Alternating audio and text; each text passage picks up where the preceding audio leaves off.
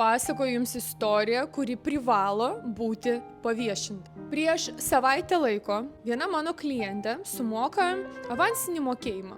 Manau, jūs girdėjote, kad prie projekto saviprogramavimas galima buvo prisijungti sumokėjus 10%, užsifiksuoti esamą kainą ir paskui bet kada įnešti likutį. Po kelių dienų jinai rašo: aš apsigalvojau, prašau, grąžinkite man mokėjimą. Aš galvoju, gerai, be problemų, grąžinau mokėjimą ir žinot, man tiesiog praskrido tokia mintis. Nieko tokio. Prisijungsiu už didesnę kainą.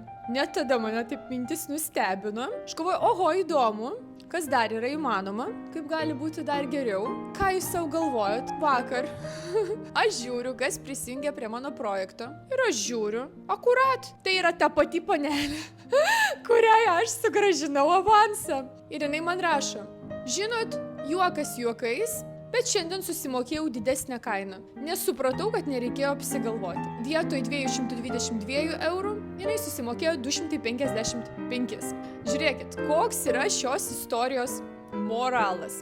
Kai mes nesam apsisprendę, nenorim kažko daryti, nesam priėmę kažkokio sprendimo, mes ieškom pasiteisinimų, nuolaidų. Mes sakom, ai čia per brangu, dar ne laikas, aš negaliu, nelemta.